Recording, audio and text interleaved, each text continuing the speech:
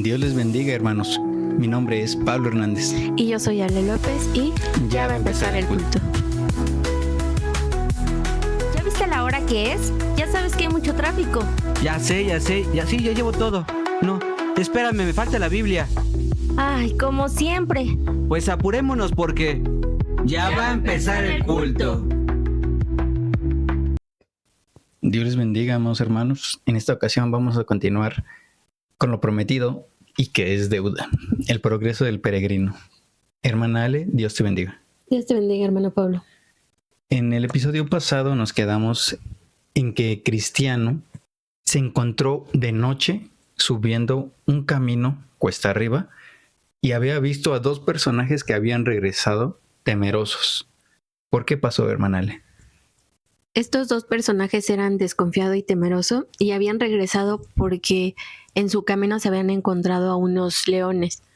Y ellos no conocían si estaban atados o desatados, pero decían que si llegaban a ellos iban a ser destrozados.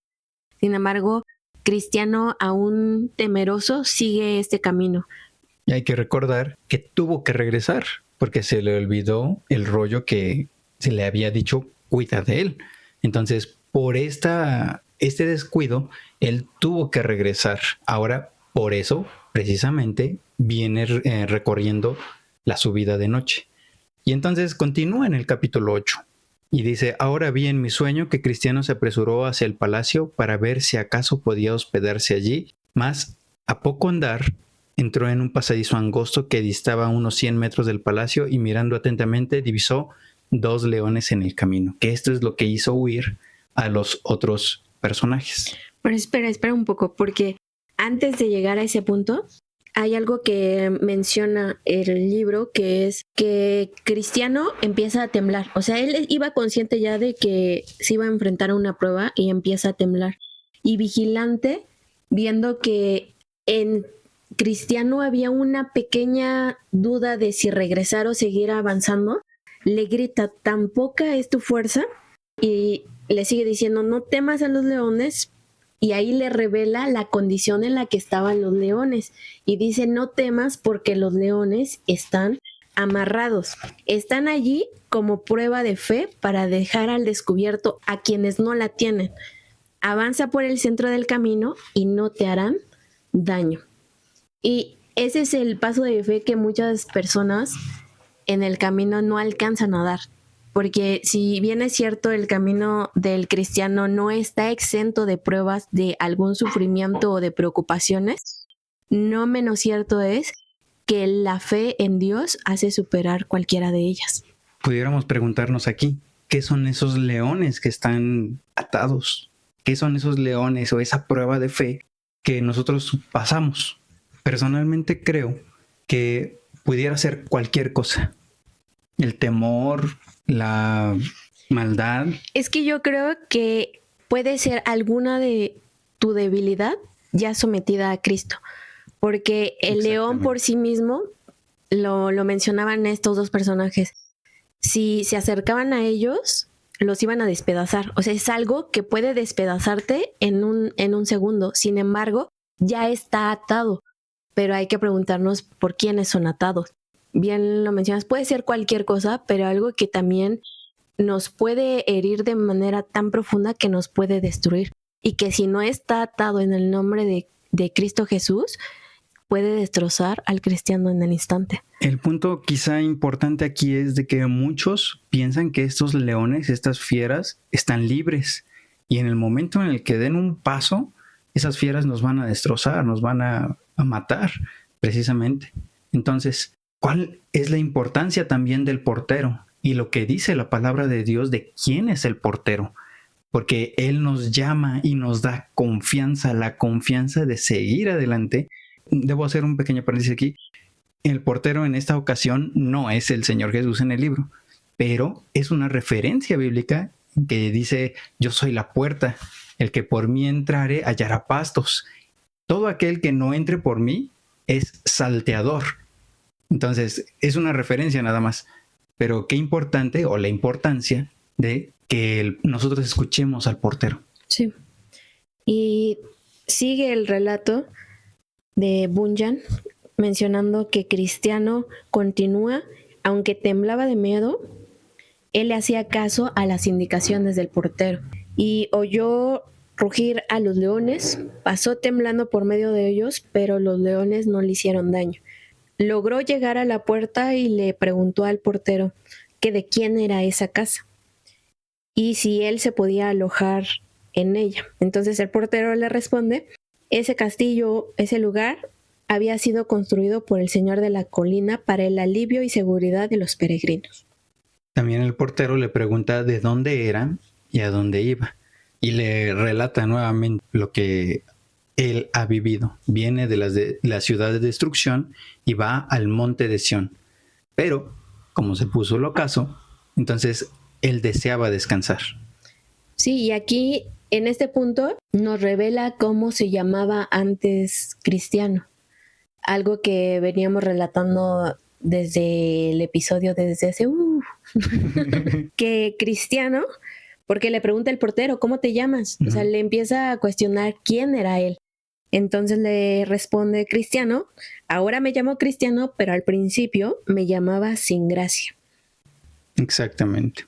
Nuevamente reitero, Cristiano dice por qué está llegando tan tarde, por haber olvidado su diploma, y viene a él dando una doble vuelta por haberse dormido. El portero le dice: está bien, llamaré a una de las vírgenes de este lugar, la cual, si le agrada tu conversación, te llevará a los demás de las familias, conforme a las reglas de esta casa. Y con eso, vigilante, pues así se llama el portero, menciona el libro, toca una campana y sale la hermosa doncella de apariencia seria, que se llama Discreción. Este hombre viaja de la ciudad de destrucción al monte de Sión, pero está cansado y desea dormirse. Le dijo que iba a llamarlo y le pregunta entonces ella a Cristiano que de dónde venía y a dónde iba. O sea, como que una recapitulación del libro, exactamente. Empieza a cuestionarlo un poco la doncella y le pide su nombre. Nuevamente le dice que es cristiano y tiene mucho deseo de hospedarse, porque según entiende, este edificio fue levantado por el Señor del Collado para alivio y seguridad de los peregrinos. La doncella sonríe y suelta algunas lágrimas que se deslizan por sus mejillas. Después de una breve pausa dice: voy a llamar a 2 o 3 más de la familia. ¿Quiénes son estas personas de la familia, hermana? Fíjate, hermano Pablo, que en mi versión, discreción es prudencia y a su vez llama a piedad y caridad. No sé cómo se llaman en tu versión. Aquí dice que llama a 2 o 3 más de la familia y llama a prudencia, piedad y caridad. Ok. O sea, ella es discreción y aparte llama a prudencia, a 3 más. Piedad y caridad. Que después de haber conversado otra vez con Cristiano, lo felicitaron. Pero yo te había preguntado y no me contestaste, ¿quiénes son estas personas de la familia? Pudiera también ser cualquier hermano que está en la iglesia y que desea escuchar un testimonio de lo que Dios puede hacer en las personas. Es decir, tú tienes un testimonio, yo tengo un testimonio de cómo salí de las tinieblas a la luz admirable de Cristo Jesús. Y ese testimonio que yo tengo lo puedo compartir a la iglesia y es de edificación a cualquier hermano menor, mayor que yo, porque voy a dar testimonio de lo que Cristo Jesús ha hecho en mí. Y eso es precisamente lo que se va dirigiendo la conversación que estas 4 mujeres van teniendo con Cristiano: prudencia, piedad, caridad y discreción. Pero es que en esta porción hay una reflexión de Cristiano con todas las preguntas que le van haciendo estas doncellas. O sea, no es que surja propiamente de Cristiano el empezarle a contar, sino es derivado de las preguntas que le hacen estas doncellas, que él empieza a reflexionar realmente todo lo que ha venido pasando, porque le preguntan otra vez de su familia, ¿por qué no vino con ellas? Pregunta si ha tenido temor en el camino, si ha escuchado los consejos. Le preguntan que si no ha orado, que si no ha depositado su carga en Dios, y dice que sí lo ha hecho, pero es a lo que me estoy refiriendo. Nosotros podemos dar testimonio de lo que nosotros hemos vivido, pero un testimonio real, reconociendo nuestras falencias, nuestras carencias, y cada vez que nosotros recordamos esos errores que nosotros hemos cometido, son también un aliciente para nosotros para no volver a caer en el error. Es decir, si nosotros seguimos tropezando con la misma piedra, nunca vamos a madurar, nunca vamos a crecer. Y creo que esta conversación con estas personas, con prudencia, piedad, caridad, discreción, ese es al punto al que nos quiere llevar Bunyan, de que está teniendo un momento de introspección de lo que ha vivido y cómo esto es un aliciente ahora para no volver a caer en esos mismos errores y ser fortalecido ante la prueba. ¿Cómo? Recordando nuestros errores, pero no volviendo a caer en ellos, sino reconociendo el error y diciendo, me equivoqué, pero Cristo Jesús me ha lavado, me ha salvado, me va a rescatar y por eso voy a seguir adelante. Y una vez que terminan esta conversación, continúa el relato de Bunyan diciendo que en sus sueños siguió viendo que por un tiempo más conversaron hasta que la cena estuvo lista y se sentaron a la mesa provista de manjares suculentos y refinados vinos añejos. Sin embargo, ya su conversación ya no versa respecto de estos puntos hablados, sino comienzan a hablar sobre el Señor de la Colina. Y comienzan a decir que el Señor de la Colina es el Señor que había sido un gran guerrero, que dio muerte al que tenía el poder de la muerte, no sin gran peligro para sí mismo. Y hacen otra vez, es este momento la referencia hacia el Señor Jesús. Ahora, antes de seguir, hacen una mención interesante, que el Señor de la Colina, decían que murió con la pérdida de mucha sangre. ¿Por qué haría esta referencia, este señalamiento de mucha sangre? Más adelante da la respuesta porque dice que agregaba la gloria de la gracia a todos sus actos y su acto había sido hecho por puro amor. Ahora nosotros, como hijos de Dios, sabemos que la sangre de Cristo es la que nos limpia de todo pecado, como lo dice en 1 de Juan, capítulo 1, versículo 6. Si decimos que tenemos comunión con Él y andamos en tinieblas, mentimos y no practicamos la verdad. 7. Pero si andamos en luz como Él está en luz, tenemos comunión unos con otros y la sangre de Jesucristo, su Hijo, nos limpia de todo pecado. Qué importante es esta referencia de que somos limpios de nuestros pecados, de nuestras faltas, a través de la sangre preciosa de Cristo Jesús. Y por eso es el señalamiento de mucha sangre, porque no es solo el pecado de los que estaban en ese momento temporalmente con el Señor Jesús, sino de todos y cada uno de nosotros que creeríamos en Él a través de todos los tiempos, de todas las edades.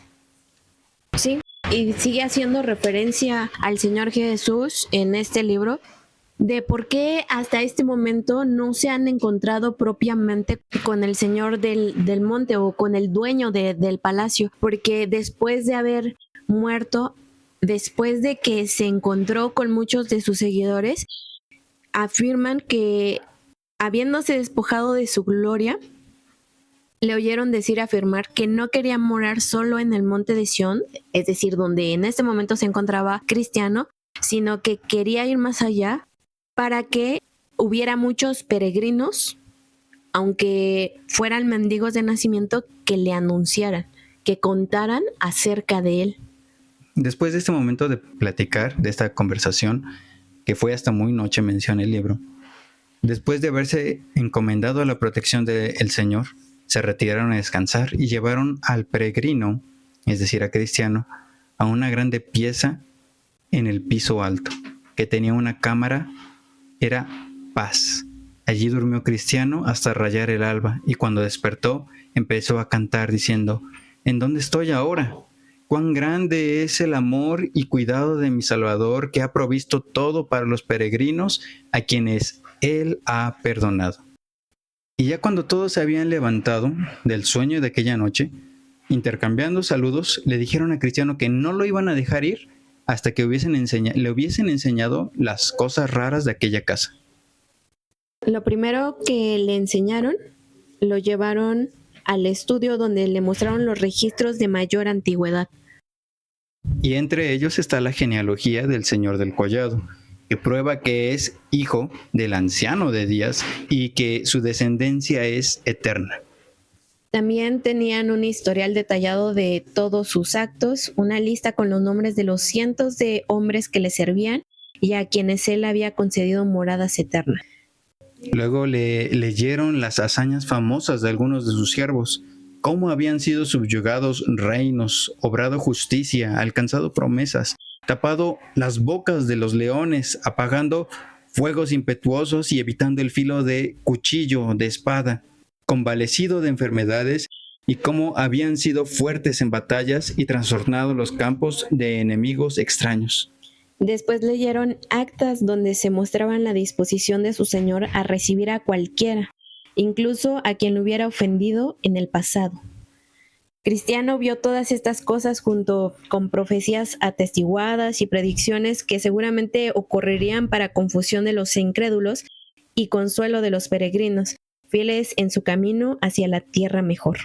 Al día siguiente lo condujeron a la armería, donde le mostraron toda clase de armaduras que el Señor había provisto para los peregrinos, como espada, escudo, yelmo, coraza, la constante oración y zapatos que no se desgastan. Había allí también bastante para armar en servicio de su Señor a tantos hombres como hay estrellas en el firmamento.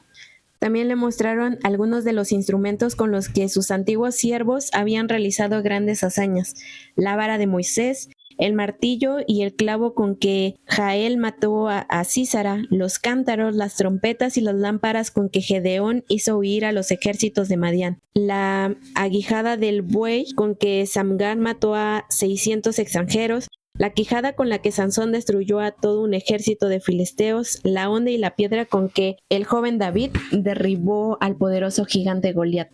Y también la espada con la cual el Señor matará al hombre de pecado en el día cuando se levante para presa. Y muchas otras cosas excelentes le enseñaron a Cristiano, con cuya vista tuvo mucho gusto. Hecho esto, todos se retiraron otra vez a descansar. Después de esto, vio Bunyan que al siguiente día por la mañana Cristiano se iba levantando para seguir su camino, pero le rogaron que permaneciera un día más. Entonces ellos le dijeron: si hace buen día te mostraremos las montañas deleitables, cuya vista aumentará tu consuelo, por estar a ellas más cerca de la tierra deseable que el lugar en que estás presente. Cuando llegó el siguiente día, lo llevaron al techo de la casa y le dijeron que mirara hacia el sur. Así lo hizo Cristiano, y a gran distancia divisó una hermosa región montañosa, adornada de bosques, viñas, frutas, de toda clase de flores, manantiales y fuentes. Entonces preguntó Cristiano cómo se llamaba aquel lugar y le indicaron que era la tierra de Manuel. Y le dijeron que cuando llegara allí podría ver la puerta de la ciudad celestial. Los pastores que vivían en aquella región se la mostrarían. Y hasta aquí llega el capítulo número 8. Y ya vámonos porque ya va a empezar el culto. Somos miembros de la Iglesia Cristiana Ebenezer, y en este podcast vamos a descubrir la vida que Jesucristo quiere que vivamos a través de su palabra. Y también vamos a platicar de la concepción humana y lo que en verdad dice la Escritura respecto de quién es Dios, sus mandamientos y la relación que tenemos con Él. Vamos a subir capítulos los días martes, jueves y domingo. En YouTube nos pueden encontrar como Ebenezer 4645, en Facebook Iglesia Cristiana Ebenezer, en Instagram Ebenezer-273. En Spotify, YouTube y Facebook también nos pueden encontrar como Ya va a empezar el culto. No olvides compartir y seguirnos. ¿Y sabes qué? Ya vámonos porque ya va a empezar el culto.